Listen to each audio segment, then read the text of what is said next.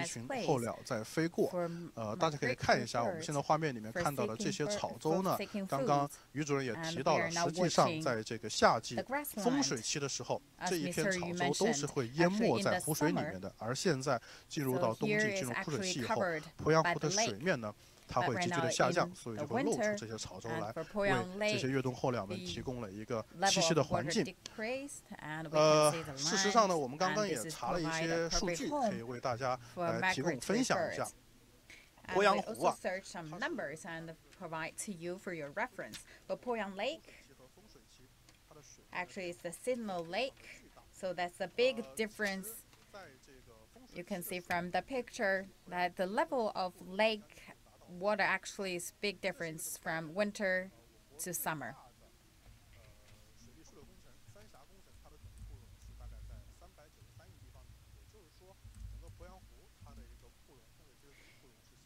So for Poyang Lake, compared to the three gorges, that is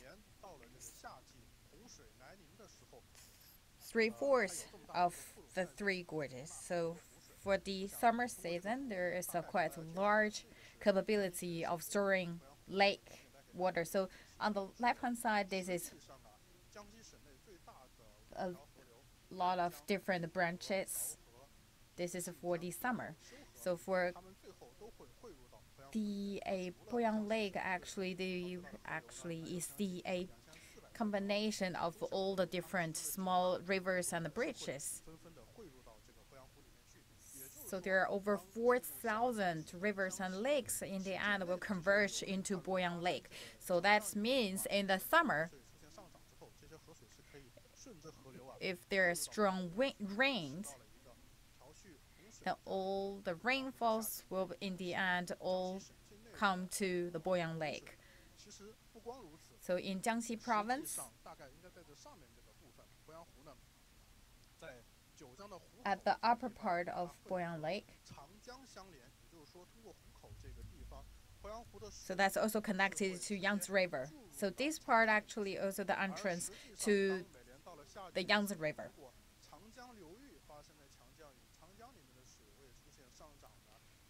If there was a big rain in the Yangtze River, then that's actually the amount of increasing will coming back to Yangtze River, to the Poyang River. So Poyang Lake actually also help to adjust the level of flood for summer. And today we are showing you this is the destination for migratory birds in the winter, and we can see there are a lot of birds already here. And we actually quite close to them, and they are not afraid of human being. And we also have experts here to watch the birds, and also have people here to participate today's campaign of bird watching and rewarding the lake. So within our nature reserve, the ownership belong to the local government or the village authorities. So each year, we give the ownership to the people, the local residents. So basically, the local residents making livings from these small lakes. From the ecosystem perspective, these lakes actually belongs to human beings as well as belong to the birds. So in the winter, the human being need to do fishing, but the birds also compete the food with human being. So before the Chinese New Year, so we will prepare the food for the Chinese New Year. So within our reserve, we're gathering the 20 owners. Here we want to guide all the fishes, so we also create a very hard time for the birds. they will fly away from the reserve. So in winter, the birds come here for overwintering, and the people also need to prepare food for Chinese New Year, so they compete the food in winter, right? So for the local residents, they make livings from the lake. They make livings based on the lake and based on the fishery. But for the birds, they're also here for wintering. So that's why there is a competition for food. And let me also show you some pictures.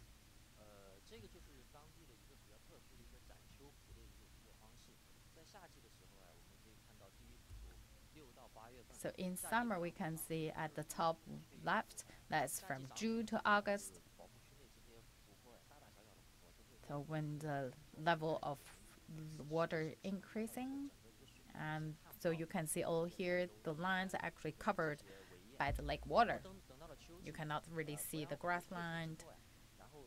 And in fall season, the level of water descending, and there are small lakes formed. And based on the different small lakes, the ownership actually divided based on the different locations.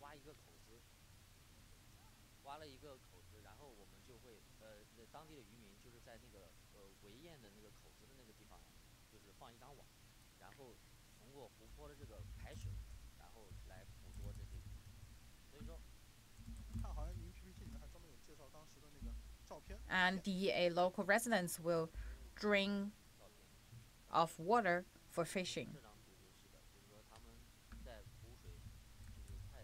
And this is the picture I show you.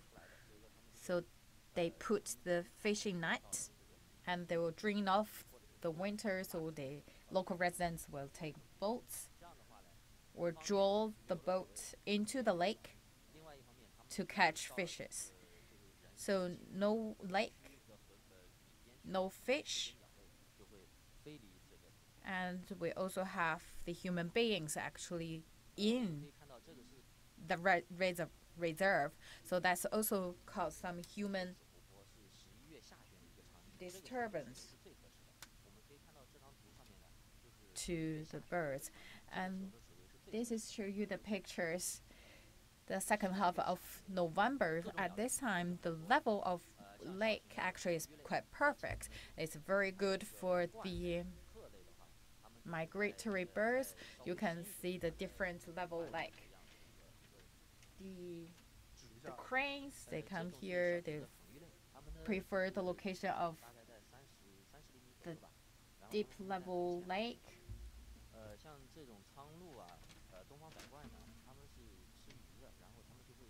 And for the migratory earthworms, they like the lakes with not really deep level. And this show you the picture of the second half of December. And actually so start to drain off water. And here you can see a lot of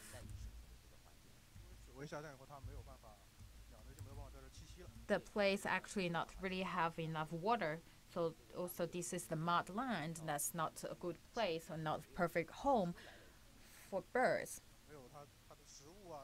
And this time also because the water already drained off, so the local residents will come into this mud land to catch the leftover fishes. So started from 2013, we had this campaign.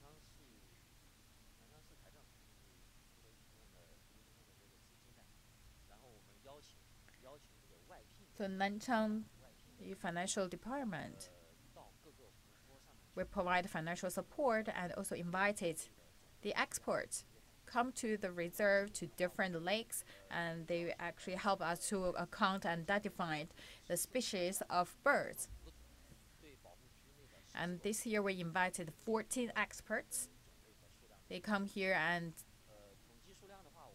the identification of species over 14 small lakes in the reserve. And based on the numbers of birds, we also prioritize the lakes. And when we do the ranking, we also give the financial rewards. Understand? So basically, we're saying for the local residents, if this is the lake you own, we will count the quantity of birds, and we also give you the corresponding rewards.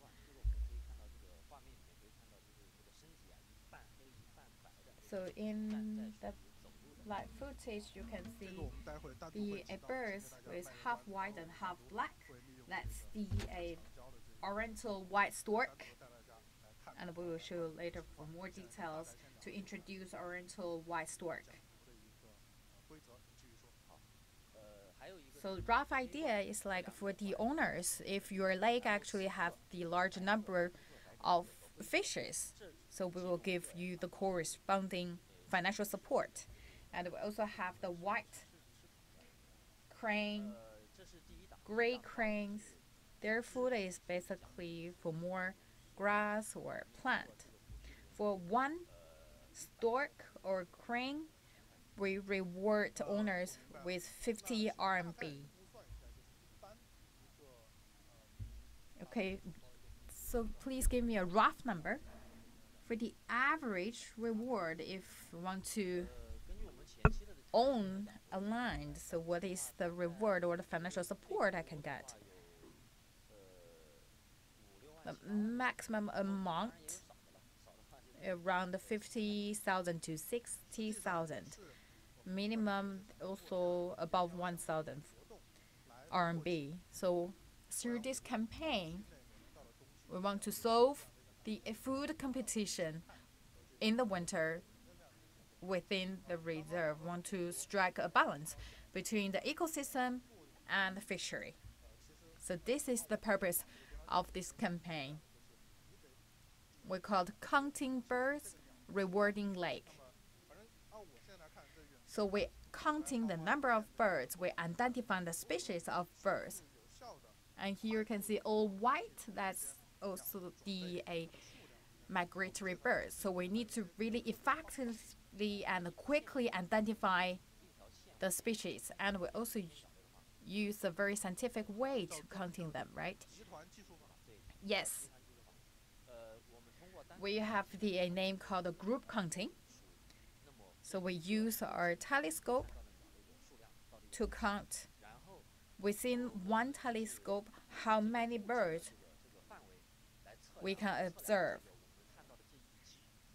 And based on the scope of or the size of telescope, we'll count for how many groups we can monitor. If there are actually 5 scope or 5 groups of birds, then we'll time 5.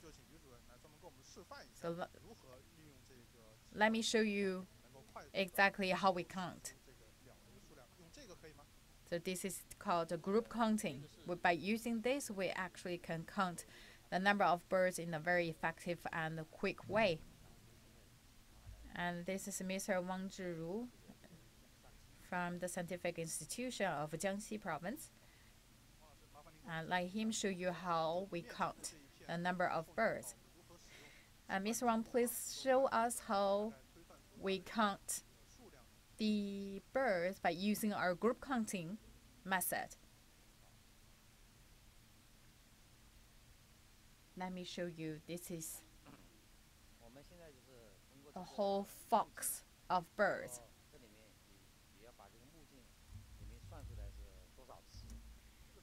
And this is the eyepiece. So for eyepiece, we just count one by one how many of birds we have. So this is we count per eyepiece. And if we use the telescope, that will also help us to have a very closer look. If they stay still, the birds stay still, then it's very easy for us to count. So that's per eyepiece or per telescope. So let's say by count, we know per ice piece, we know how many we captured.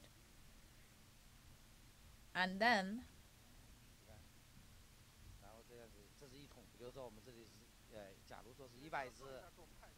okay, let's say this is, let's say 100.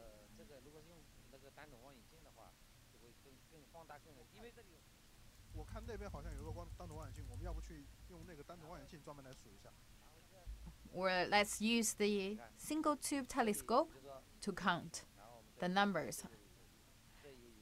Let me show you. Okay, this is, let's say, the picture captured by single tube telescope, and we count by different tubes. Of course, there are the errors, but this is the most scientific way. Of course, we have the tolerance of errors. So like the migratory birds, right now they're eating food, but there are some other birds like coming in, just landed, or they're flying away. How we deal with these errors or all the changes?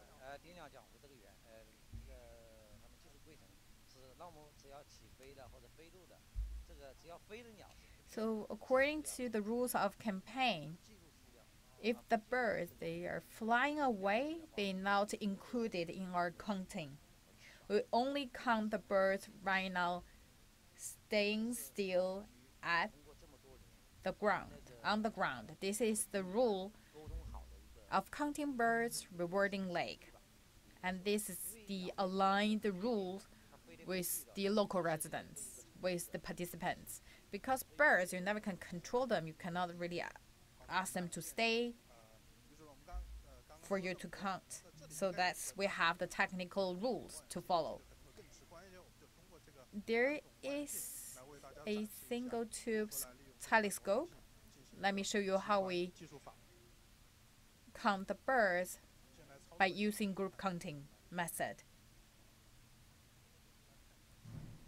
So this is the single tube telescope. Hope you can see it through our smartphone. I hope we can have the view via our smartphone. Hope you can see it clearly. Okay.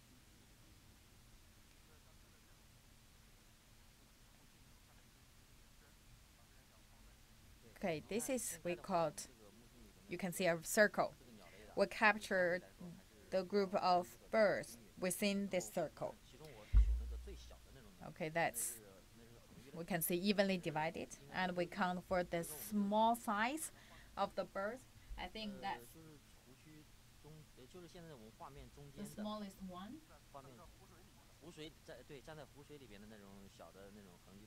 That's belong to the forms. They're standing still, and within one single tube telescope, we count the smallest ones, and then we move the telescope and to see how many tubes we can capture, and then we times the number of tubes. Of course, this is not the perfect solutions. We cannot give you the zero errors, but we can tolerate the errors. So we're counting by different species. Yes.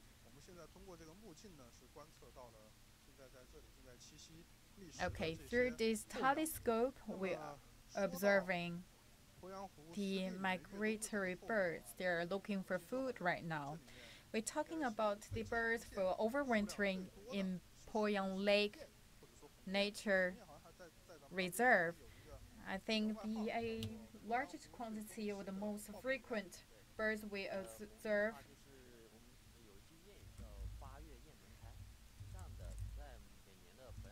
is the swan goose. And we can see for every August. Sorry to interrupt you right now. We can see. Can we show us the antheriformes or the swan goose through the telescope.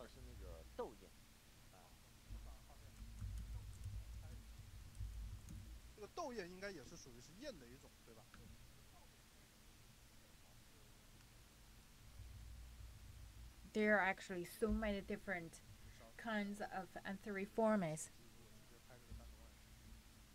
We always call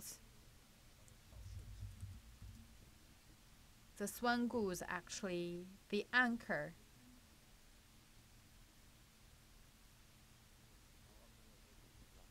of wintering migrants. 远处的是站在那个绿色的草洲上的，就是斗雁。斗雁的话，它是一个取食鄱阳湖的那个新鲜的刚长出来的苔草的，它们晚上也会在这个草洲里面栖息。And at the back you can see the green ones. They are the one of the kind of antheriforms. And you just mentioned about the swan goose. Actually, every year there are so many different species of migrants.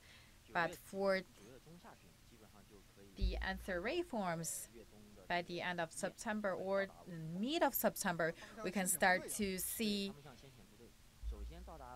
the goose, swan, they arrived. So the goose, swan, they arrive first, and then we can see the ducks and the different other species of birds. They start to arrival here. For antheriforms, their food is the side, and they will also sleep on the side. Let me change the view and show you a clearer footage of the species of antheriforms.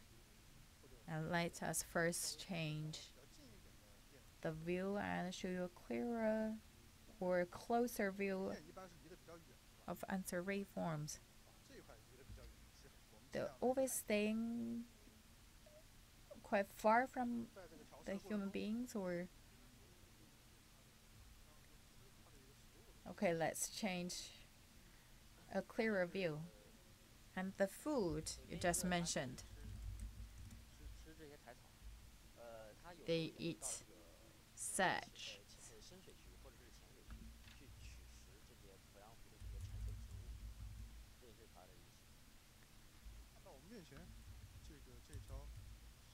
They also eat the plant in the Poyang Lake. And I actually see the lake in front of us. There are a lot of fishes. Yes, this is, let's call it a riverway. And if you can see it clearly, if you can see something is moving in the lake, they are the fishes. Actually, the area of the riverway is quite large, and the dark color, actually they are all fishes. So all the darkest areas, they are fishes. I think they count half of the areas of the lake. So why they quite to the surface of the water? Because they want to breathe with more oxygen. That's why you can see there are quite large areas of fishes. So we just mentioned the antheriforms. They are the anchors to announce the kickoff of wintering. And we also know that the Oriental white stork is known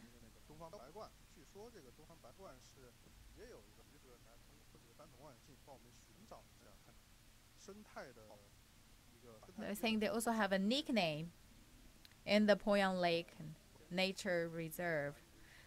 Hope we can find one Oriental white stork. via a single tube telescope. Let me show you if you can see clearly. There are some orange. There is one oriental white stork standing in the water,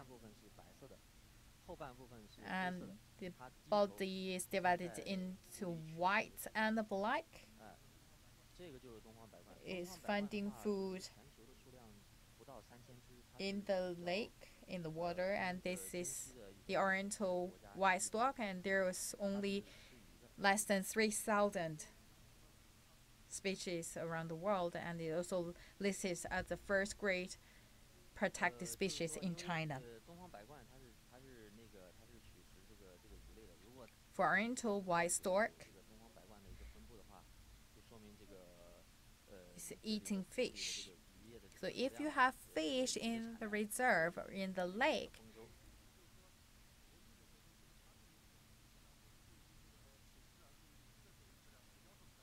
then let's say actually they have a higher standard or the higher demand and higher standard for fish. So if we can see in your lake there are oriental white storks, which means your lake have a very standard of fishes and also have abundant fishes. So as we know, the oriental white stork actually is the first listed as a first grade protected species and also endangered species.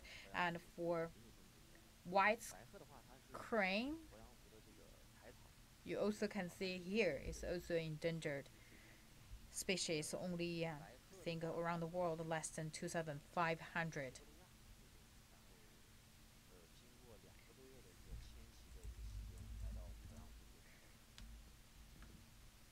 For the white crane, they fly from Siberia and fly for 2 months to migrate here in Poyang Lake.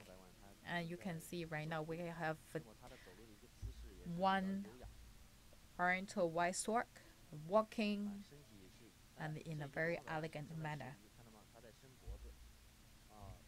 Another one is eating fish right now. 实际上在这个直播开始之前呢，我和于主任在聊天的时候，于主任也提到了一个话题。Before we start the live stream, I talked with Mr. Yu, and here you can see we do not have a lot of people here, only the participants here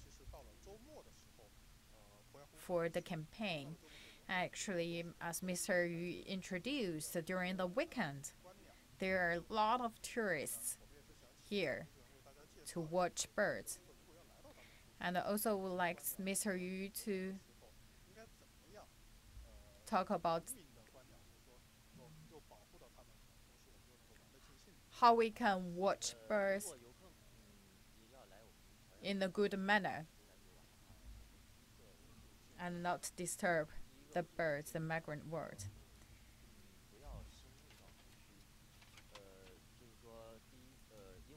And first, do not go very far in the reserve, or do not really stay close to the birds, otherwise you will disturb the birds. They will fly away from our reserve.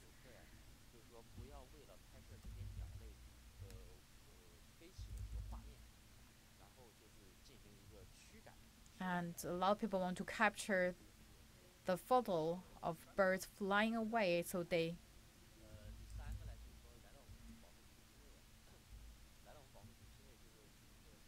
want to see or yell to the birds, want to make them to fly. So this is also not a good way.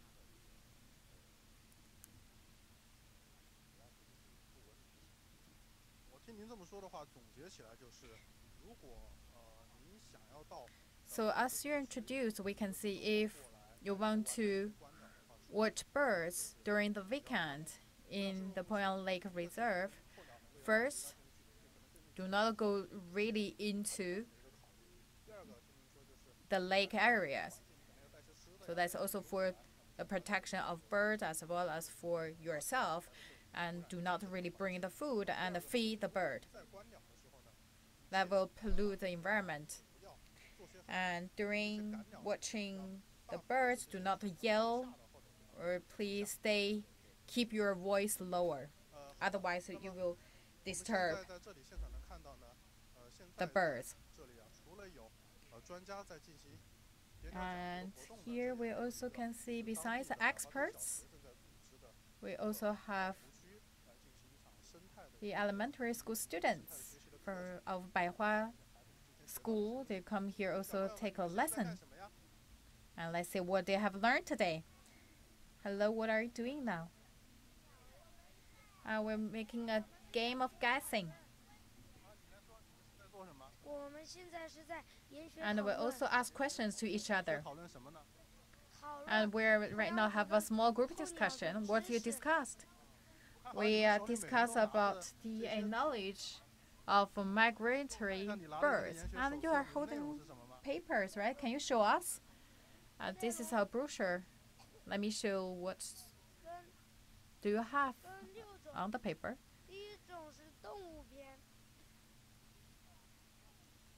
And actually, my paper divided into 6 sections. The section 1 is we talk about animals or birds. Okay, I can see all these related to the ecosystem in Poyang Lake, right?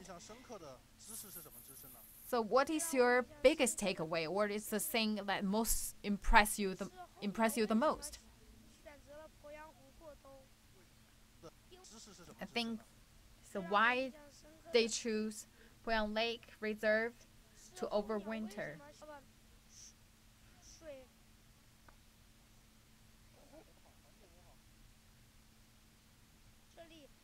I think the environment is very good here, and it's a very enabling environment for migrants, because the water will not frozen in the winter, and there are a lot of varieties of food like fishes for migratory birds to eat. Thank you. Students mentioned actually the environment here is really good, enabling many different species of birds coming here for wintering. Thank you very much. This is the end.